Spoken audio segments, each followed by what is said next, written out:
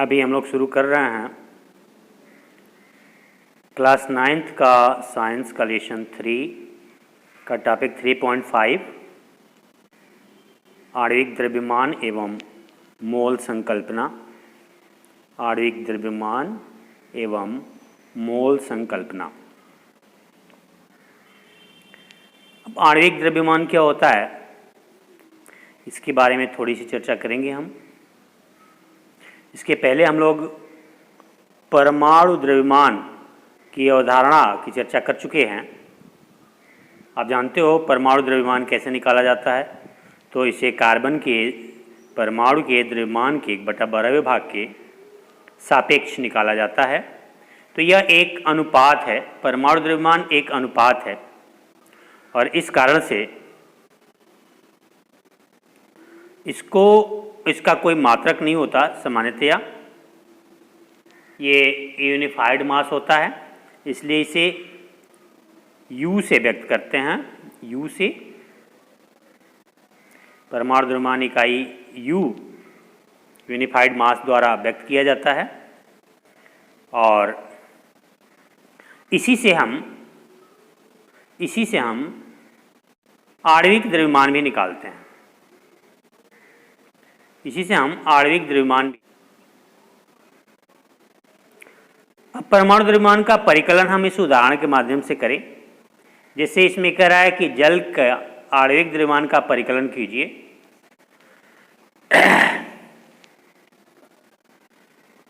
तो और दूसरा उदाहरण कह रहा है बी में कि नाइट्रिक अम्ल के आणविक द्रव्यमान का परिकलन कीजिए। तो जैसा आपको बताया गया कि आणविक द्रव्यमान मतलब उसमें जितने परमाणु हैं सबका द्रव्यमान अगर जोड़ दें तो वह आणविक द्रव्यमान हो जाएगा। तो यहाँ पे हल है कि H2O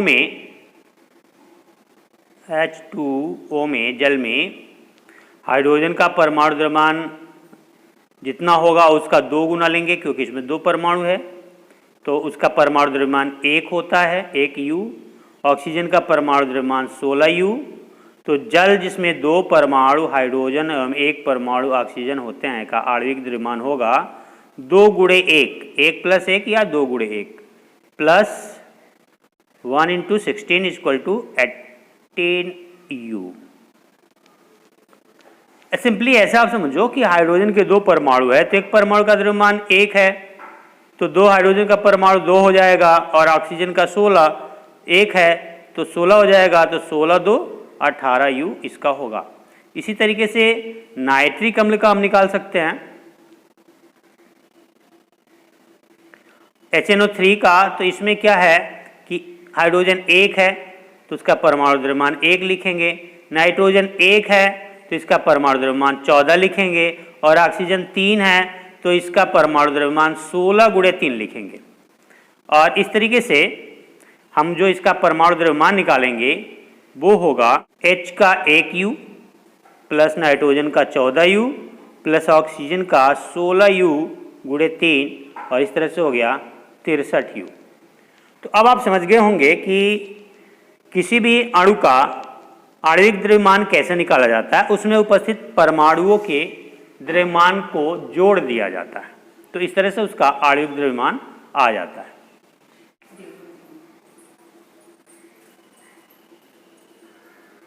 अब यहां पे आप देख रहे हो एक टर्म का प्रयोग किया गया है, सूत्र इकाई द्रव्यमान। ये सूत्र इकाई द्रव्यमान कुछ नहीं है, ये है आणविक द्रव्यमान है। लेकिन किसका आणविक द्रव्यमान? ऐसे अणु का आणविक द्रव्यमान जो आयनों से निर्मित होते हैं। ध्यान दें, ये सूत्र इकाई द्रव्यमान और आणविक द्रव्यमान। मान लो यहां हम लिख दें आणविक द्रव्यमान,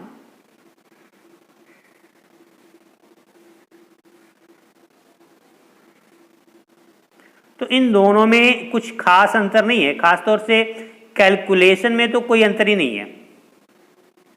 कैलकुलेशन तो हम वैसे ही करते हैं जैसे आणविक द्रव्यमान का करते हैं, वैसे सूत्र इकाई द्रव्यमान का करते हैं।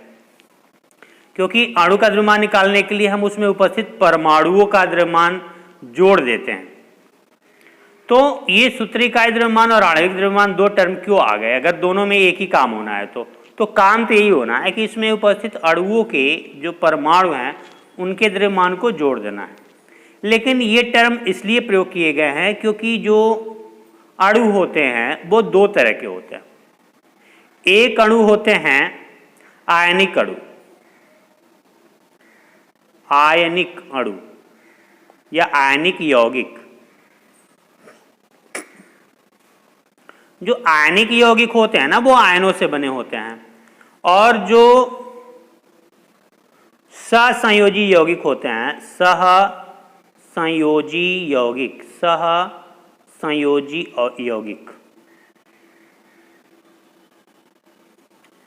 इसमें आयन नहीं होते। तो जैसे NaCl अगर देखा जाए तो NaCl का निर्माण हमारा हुआ है Na प्लस और Cl माइनस से। किससे हुआ है? Na प्लस और Cl माइनस से। तो इसमें Na प्लस एक आयन है और Cl माइनस एक आयन है। चूंकि इनका निर्माण NaCl का निर्माण आयनों के द्वारा हुआ है, इसलिए इनको आयनिक यौगिक कहेंगे। और इनका जब हम आणविक द्रव्यमान निकालेंगे तो उसको बोलेंगे सूत्र इकाई द्रव्यमान।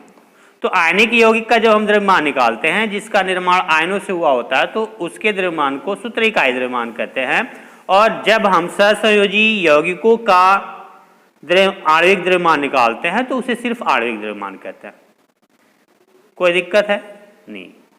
ये आयनों से बने हुए पदार्थों का जब हम द्रव्यमान निकालते हैं तो उसे सूत्र इकाई द्रव्यमान कहेंगे। और जिस ऐसे यौगिक जिनका निर्माण आयनों से नहीं होता है, सहसंयोजी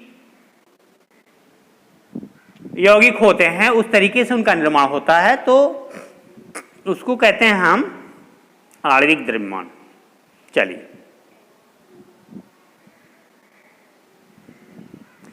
यहां पे देखिए, इसके उदाहरण को देख लीजिए। सोडियम क्लोराइड है, यह इसका सूत्र इकाई सूत्र इसका NaCl है। इसके इकाई सूत्र का द्रव्यमान का परिकलन वैसे ही करेंगे जैसे इसे हम मान ले कि यह एक अणु है ही है, लेकिन यह आयन है। फिर भी इसके तो सारे परमाणुओं का हम द्रव्यमान योग कर ही रहे हैं। इसमें हम अगर इसे आणविक द्रव्यमान मान के करें तब भी, और इसे सूत्र इकाई द्रव्यमान मान के करें तब भी, इसमें दो हमारे पास परमाणु है, एक Na है एक Cl है, और हम दोनों का क्या करते हैं? द्रव्यमान का योग करते हैं।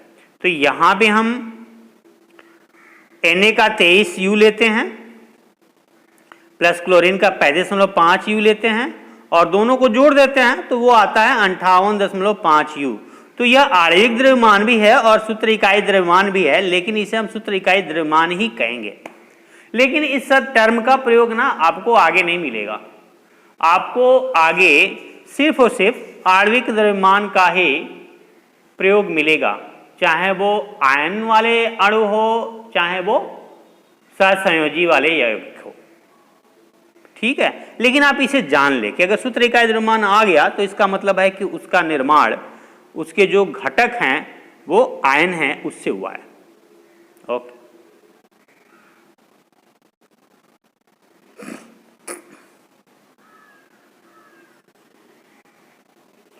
अब यहां पे आपको एक नया टर्म दिखाई दे रहा है, मोल।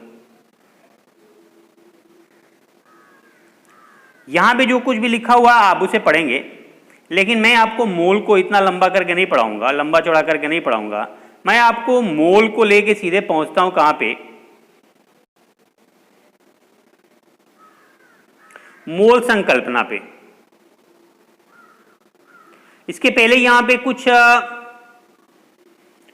प्रश्न है। ये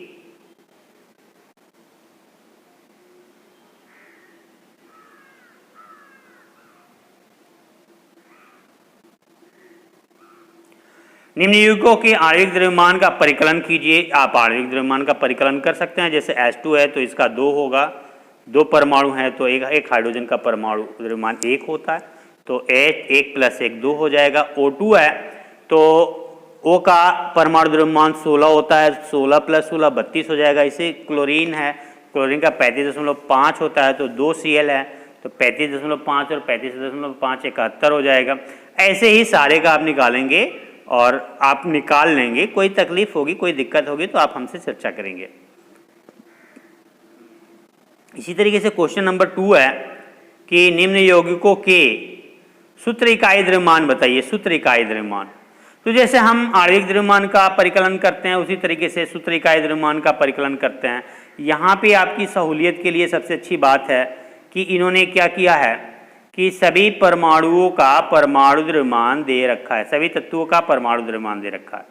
तो ZnO है तो Zn का परमाणु द्रव्यमान यहाँ पे रख देंगे तो 65U है, और ऑक्सीजन का परमाणु द्रव्यमान रख देंगे तो वो यहाँ पे दिया हुआ है नीचे 16U।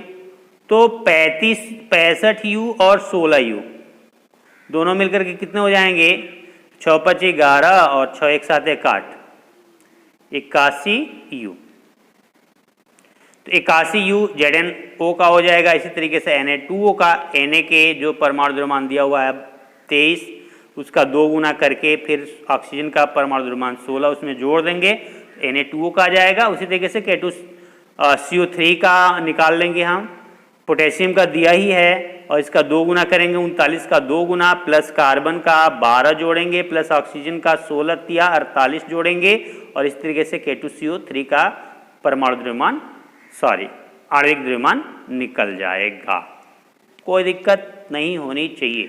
आप प्रैक्टिस करना और इसको करके ना मेरे व्हाट्सएप पे डालो। अभी हम समझेंगे मोल संकल्पना। मोल संकल्पना, अब बात करें ये मोल क्या है, एक्चुअली मोल होता क्या है। तो मोल जो है ना ये अपने आप में एक नंबर है, सिर्फ और सिर्फ एक संख्या, इसे याद रखें, सिर्फ संख्या है, एक निश्चित संख्या है जिसको हम मोल कहते हैं। जैसे बोले दर्जन क्या है, तो दर्जन एक संख्या है जो 12 को व्यक्त करती है। जैसे हम बोले 1 दर्जन केला देना मुझे, तो क्या कोई करेगा? 12 गिन के संख्या में देगा। दर्जन का अपना कोई अस्तित्व नहीं है, उसका अस्तित्व संख्या से जुड़ा हुआ है। इसी तरीके से मोल का अपना कोई अस्तित्व नहीं है, इसका अस्तित्व संख्या से जुड़ा हुआ है, और एक निश्चित संख्या को हम एक मोल बोलते हैं। अब वो संख्या कितनी होगी और किसकी होगी, इसको समझने के लिए थोड़ा सा पीछे चलते हैं।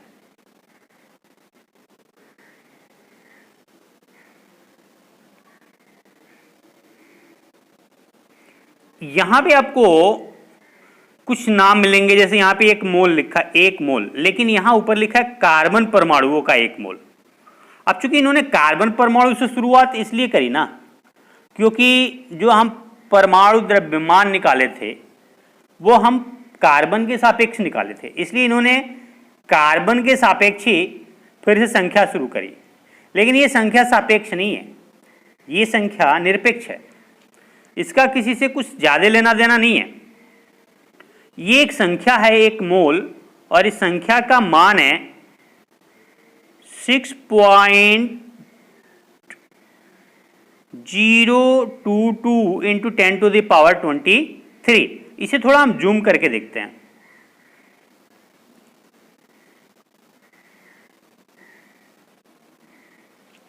तो ये संख्या है कि 1 मोल बराबर 6.022 इंटू 10⁻23। अब ये 1 मोल है, हमने जैसे बताया मोल माने संख्या, ये एक संख्या हो गई 6.022 इंटू 10⁻23। अब इतनी संख्या जिसकी भी होगी कह देंगे वो 1 मोल है, लेकिन होगी किसकी किसकी, ये इंपॉर्टेंट है। होगी किसकी किसकी, क्या केले को कह देंगे ये मोल है, क्या आम को कह देंगे ये मोल है? नहीं, इसका प्रयोग, इसका उपयोग हम पदार्थ की मात्रा के लिए करते हैं, और उस पदार्थ की मात्रा का जहां तक संबंध है हम लोगों के पढ़ाई से, तो वो सिर्फ और सिर्फ ये यहां पे आके बात खत्म होती है कि किसी भी कण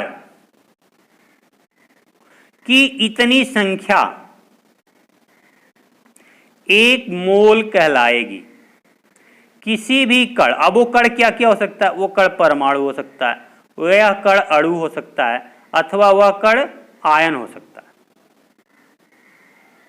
तो जो कण है ना वह परमाणु, अणु और आयन ही होंगे और उन्हीं की इतनी संख्या एक मोल कहलाएगी।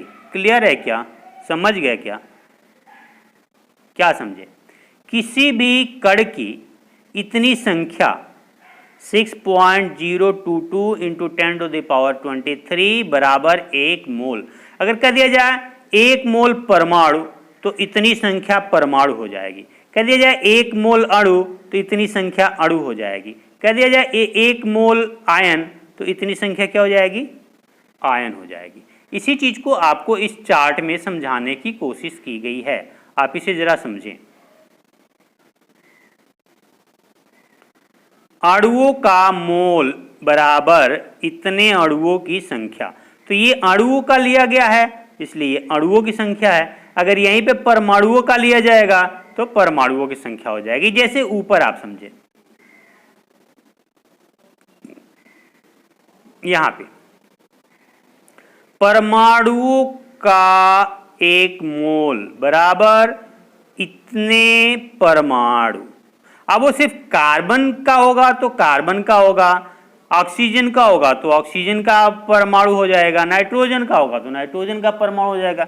मतलब मोल माने ये संख्या, और यहां पे मोल परमाणु के रूप में लेंगे तो यहां परमाणु की संख्या होगी, परमाणु में संख्या आएगी, और अगर हम अणु में लेंगे तो अणु यहां पे आएगा। क्लियर? चलिए फिर हम चलते हैं वहीं पे जहां से वापस आए थे, मोल संकल्पना पे। अब ये मोल संकल्पना पे हम लोग बहुत दिमाग नहीं लगाएंगे, इतना ही समझेंगे कि वह एक संख्या है और उस संख्या का जो मान है, वैल्यू है 6.022 इंटू 10⁻23, उसे याद करेंगे। और ये हम याद रखेंगे कि अगर मोल हमारा परमाणु का है तो संख्या परमाणु की होगी, मोल हमारा अगर अणु का है तो संख्या अणु की होगी, और मोल अगर हमारा आयन का है तो संख्या आयन की होगी। इससे अधिक कुछ अभी याद मत करें, ठीक है?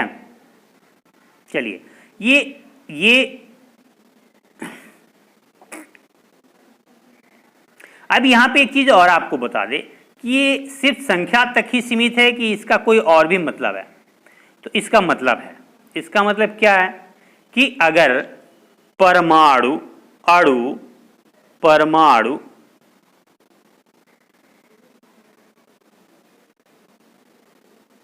परमाणु, अणु और आयन की संख्या निश्चित हो गई, यानी कि संख्या हमने ले लिया 6.022 इंटू 10⁻23, यानी एक मोल ले लिया, तो इनके द्रव्यमान भी तो होते हैं ना, परमाणुओं का द्रव्यमान होता है, अणुओं का द्रव्यमान होता है, आयन का द्रव्यमान होता है, तो इनका द्रव्यमान भी निश्चित हो जाएगा। इसी बात को यहां समझे कि अगर संख्या हमने ली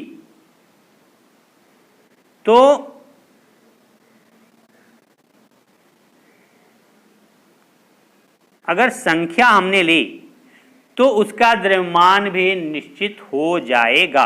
तो यहां पे एक नया समीकरण हमारे समझ में आ रहा है।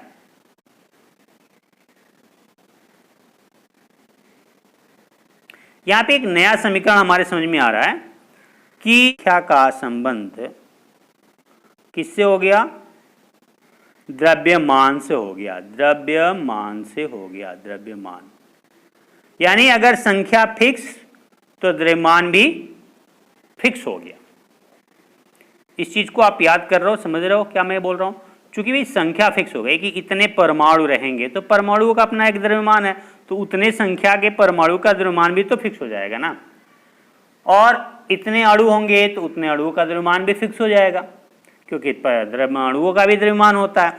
तो इस तरीके से एक मोल परमाणु का द्रव्यमान भी निश्चित होता है। अगर एक मोल में संख्या निश्चित होती है तो एक मोल परमाणु का द्रव्यमान भी निश्चित होता है और वह होता है परमाणु द्रव्यमान के बराबर। लेकिन किसमें? ग्राम में। किसमें? ग्राम में। ये अंतर है। परमाणु द्रव्यमान आपने पहले भी पढ़ा था, उसे यू में पढ़ा था। आप जब मोल के संदर्भ में बात करेंगे तो वही परमाणु द्रव्यमान किस में आएगा? ग्राम में आएगा। अणु द्रव्यमान किस में आएगा? पहले किस में आता था? यूनिफाइड मास में आता था, यू में आता था। आप किस में आएगा? तो ग्राम में आएगा। जैसे उदाहरण अगर हम देखें तो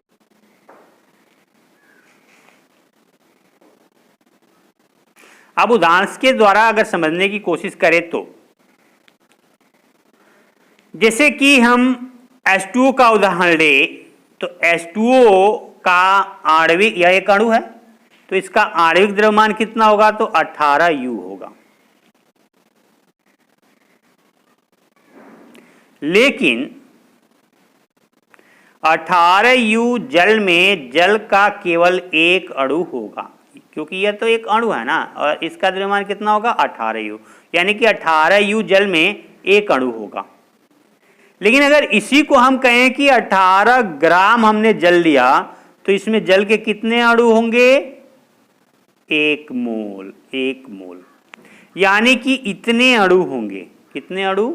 6.022 इंटू 10⁻23। नहीं समझ में आया? फिर से समझे। अणु की संख्या अगर हम मोल में लेते हैं तो वो संख्या हो जाएगी 6.022 इंटू 10⁻23 और इतनी संख्या का द्रव्यमान इसके अणु के द्रव्यमान के बराबर हो जाएगा। और अणु द्रव्यमान होता है 18, लेकिन ग्राम में होगा, इसे बस याद करना है। अगर मोल की चर्चा हो गई तो ग्राम में द्रव्यमान आएगा, और अगर मोल की चर्चा नहीं हुई तो यू में द्रव्यमान आएगा। एक बार फिर से इसे समझिएगा और कोई दिक्कत होगी तो हमसे बात करिएगा। तो हमको जो चीज समझनी है वो ये है कि पार्टिकल माने अणु, द्रव्यमान, अणु, आयन और द्रव्यमान, पार्टिकल, परमाणु, अणु और आयन का संबंध उसके द्रव्यमान से, परमाणु, अणु और आयन की संख्या का संबंध उसके द्रव्यमान से है। अगर परमाणु का एक मोल संख्या लेते हैं तो उसके परमाणु द्रव्यमान के बराबर भार होगा। अगर अणु का एक मोल लेते हैं तो अणु द्रव्यमान के बराबर भार होगा। तो इस तरीके से हमको संख्या और द्रव्यमान में संबंध पता चला। ठीक है, चलिए। अभी यही नहीं होता, इस संख्या का जो संबंध होता है ना वो आयतन से भी होता है, लेकिन वो चीज आपके कोर्स में नहीं है। तो इस संख्या का संबंध द्रव्यमान से भी होता है और संख्या का संबंध आयतन से भी होता है। जैसे 22.4, 22.7 लीटर, वो एसटीपी और एनटीपी का मामला है। जब आपके कोर्स में नहीं है तो उसकी चर्चा करना भी जरूरी मैं नहीं समझता। तो चलिए बस इतना याद रखिए।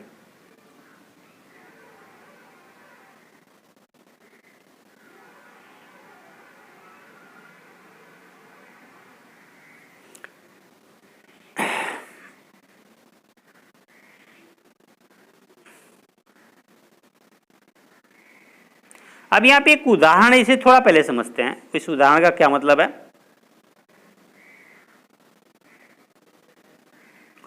कि निम्नलिखित में मोलों की संख्या का परिकलन कीजिए। चलो भाई, संख्या का परिकलन करना है तो ये ग्राम में दिया है। तो देखिए दो तरह के सवाल आपको मिलेंगे। एक द्रव्यमान रहेगा तो संख्या पूछेगा, संख्या रहेगा तो द्रव्यमान पूछेगा, या संख्या रहेगा तो मोल पूछेगा और द्रव्यमान रहेगा तो मोल पूछेगा। यही आपके पास सवाल बनेंगे। क्या क्या बनेंगे? द्रव्यमान दिया रहेगा तो कहेगा इसमें कितने मोल हैं, ठीक। संख्या दिया रहेगा तो पूछेगा इसमें कितने मोल हैं। चलो सही, एक तो यह संबंध हो गया संख्या का संख्या से, द्रव्यमान का द्रव्यमान से। दूसरा संबंध वो पूछेगा कि अगर द्रव्यमान है तो इसमें कितनी संख्या है, यानी पहले तो उसके लिए हम मोल निकालेंगे और फिर उसकी संख्या। ये इसका तरीका है। तो चलिए यहाँ पे उदाहरण समझते हैं कि 52 ग्राम हीलियम में कितना मोल है। अब इसका हल तो नीचे दिया हुआ है, लेकिन पहले हम यहीं पे आपको मेमोराइज करने की कोशिश करते हैं। हीलियम अगर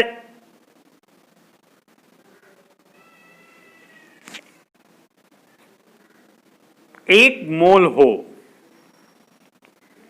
तो उसका कितना द्रव्यमान होगा। तो एक मोल हीलियम का, चूंकि हीलियम जो है ना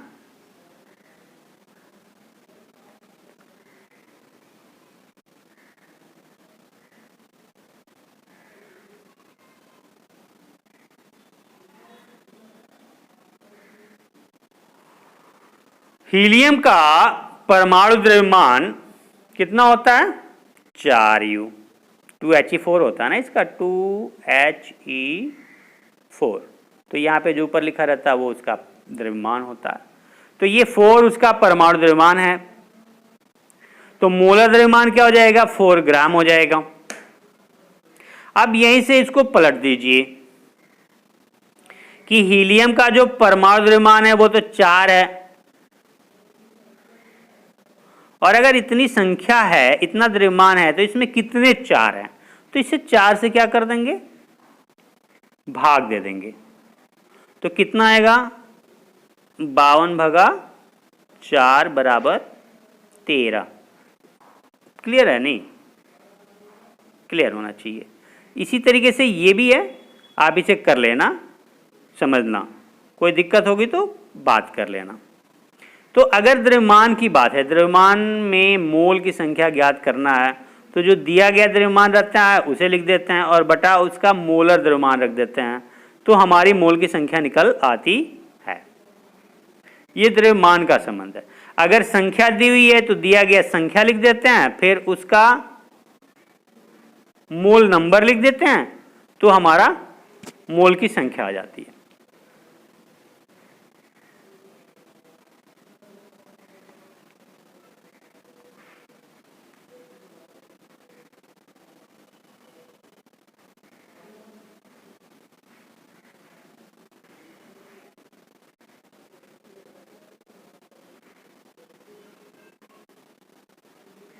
अब इसके आप उदाहरण पढ़ना, ये उदाहरण पढ़ो और इसमें एक चीज बस दिमाग लगाओ कि अगर संख्या, देखिए 2 चीजें देगी आपको 2 चीजें दिया जाएगा और 2 चीजों पे सवाल दिया जाएगा। एक तो या तो द्रव्यमान दिया जाएगा,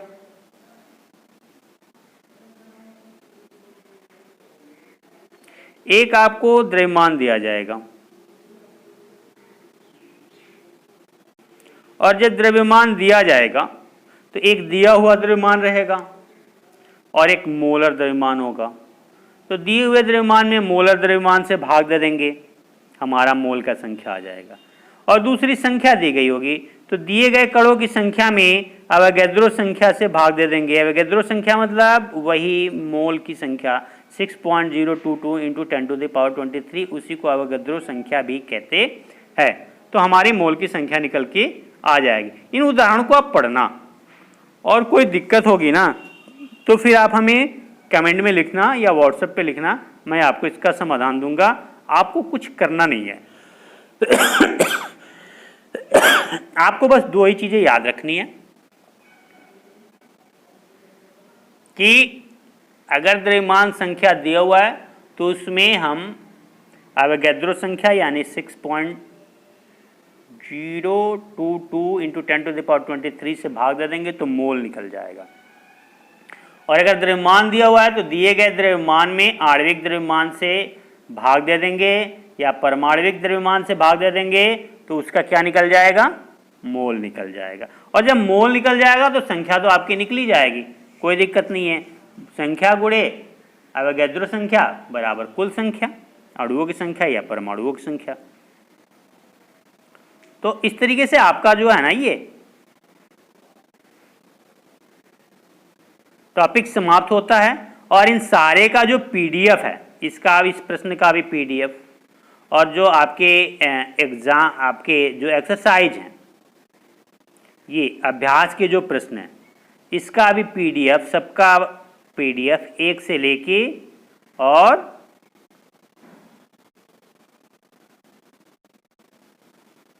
11 संख्या तक प्रश्नों का उत्तर पीडीएफ के रूप में मैं आपको